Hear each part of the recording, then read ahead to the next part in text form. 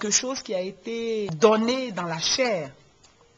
Je me souviens encore de ce jour-là, j'étais à mon bureau et j'ai passé toute la journée à prier dans mon bureau.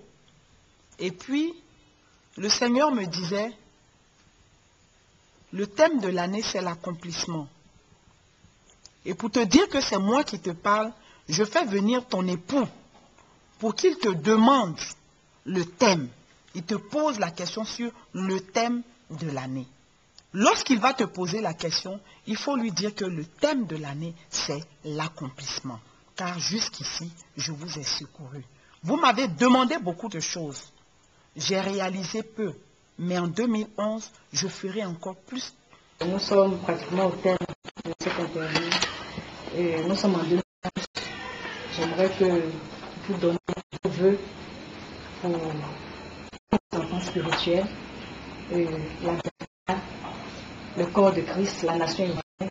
Tout ce que je demande à Dieu pour cette année 2011, c'est que la Côte d'Ivoire retrouve sa stabilité, retrouve sa paix, et comme il a dit, qu'il y ait un véritable réveil spirituel dans toute la nation, afin que le monde entier nous respecte, le monde entier sache que nous sommes de véritables enfants de Dieu.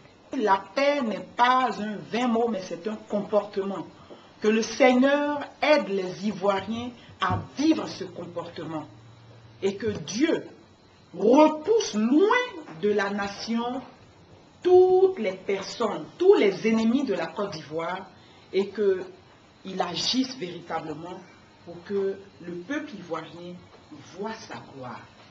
Voici ce que je peux apporter comme vœu à ma nation. Au corps de Christ, vraiment pour cette année 2011, je demande que le corps de Christ ait la crainte de Dieu.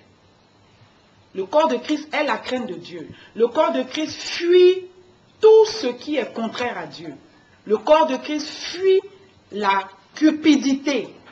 Aujourd'hui, la cupidité a une emprise vraiment grave sur les serviteurs de Dieu.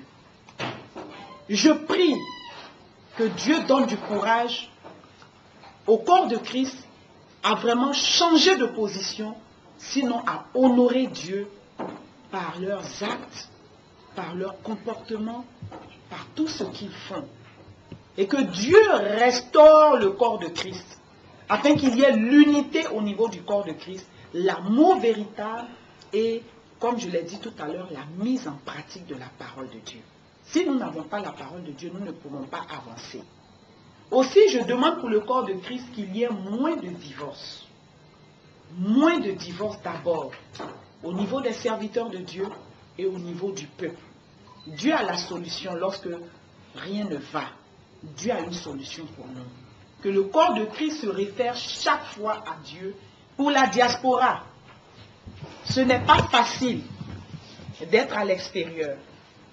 Mais pour cette année 2011, je leur demande de prendre exemple sur Daniel. Daniel était en déportation, mais Daniel est resté fidèle à son Dieu. Il est resté fidèle à son Dieu. Et quand bien même les ennemis ont tenté de le jeter dans la fosse aux lions, Dieu a permis qu'il devienne un ami des lions. Et ils ont vu la gloire de Dieu.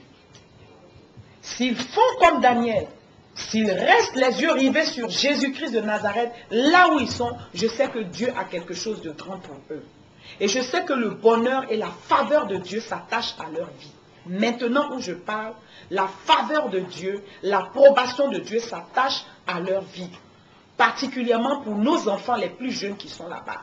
Qu'ils s'attachent à Jésus-Christ, qu'ils cherchent une église évangélique vivante pour aller, pour recevoir la parole de Dieu. Parce qu'en restant à la maison, on ne peut pas recevoir la parole de Dieu. Qu'ils se mettent en mouvement dans cette église-là, qu'ils s'accrochent à une tâche dans cette église pour pouvoir vivre la présence de Dieu.